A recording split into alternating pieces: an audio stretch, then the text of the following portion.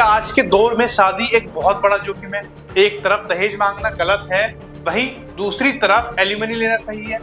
अगर आदमी नहीं चाहिए तो उसका पैसा भला क्यों चाहिए? एक अमीर और इंडिपेंडेंट औरत को एलिमनी की भला क्या जरूरत? शादी प्यार का बंधन हुआ या फिर फाइनेंशियल एग्रीमेंट? ये वो तमाम सवाल हैं जो आज चहल और धनसिरी के तलाक के बाद सोशल मीडिया पर लगातार उठ रहे हैं। 20 मार्च को मुंबई की एक अदालत में युजवेंद्र चहल और धनसिरी वर्मा का तलाक फाइनल हो चुका है, लेकिन इस तलाक के साथ ही देश भर में एक बड़ा डिबेट शुरू हो चुका है। डिबेट है कि तलाक के बाद मिलने वाली एलिमनी पर क्या एलिमनी लेना सही है या गलत। एक तरफ एलिमनी उन लाइफ पार्टनर्स के लिए एक सहारा है जो शादी के दौरान फाइनेंशियल डिपेंडेंसी में रह रहे हैं, दूसरी तरफ ये अपने ही पति को एटीएम बनाने का जरिया भी हो सकता है। इस मामले पर एक यूजर लिखते हैं कि धनसिरी पहले ही ये दावा कर चुकी हैं कि वे एक इंडिपेंडेंट वुमेन हैं और उन्होंने आज तक किसी का भी यूज नहीं किया, फिर भी वे चहल के साथ 818 दिन की मैरिज रिलेशनशिप के लिए 4 करोड़ 75 लाख एलिमनी के तौर पर मांग रही हैं। यानी अगर रोज का करें तो करीब 50,611 रुपए रोज,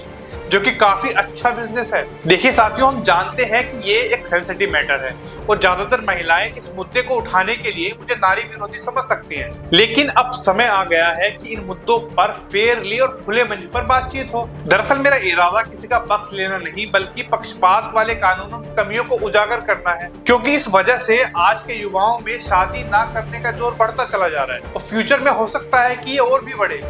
हालांकि अगर हम इस फैसले की बात करें तो ये कितना सही है और कितना गलत, या फिर दोनों की मैरिज लाइफ कैसी थी, इसके बारे में शायद पब्लिक को ज्यादा ना पता हो, लेकिन पब्लिक के रिएक्शन इस पर जरूर भर भर के आ रहे हैं। और ऐसे में कुछ बड़े सवाल हैं जो हमारे सामने दीवार की तरह खड़े होते हैं। सवाल नंबर 1, शादी एक इमोशनल कमिटमेंट है या एक फाइनेंशियल कॉन्ट्रैक्ट? सवाल नंबर 2, अगर एम्पावरमेंट का मतलब है फाइनेंशियल इंडिपेंडेंस, तो फिर एक्स हस्बैंड की कमाई लेना कौन सा फेमिनिज्म है? सवाल नंबर 3, क्या ये सिर्फ युजवेंद्र चहल और धनसिरी की कहानी है या फिर देश के हजारों युवा इस अनफेयर सिस्टम का शिकार हो चुके हैं? दोस्तों, ये तो हुआ एक सेलिब्रिटी का केस जिसपे युजवेंद्र चहल के पास ठीक ठाक संपत्ति है और वो इस मामले को झेल गए।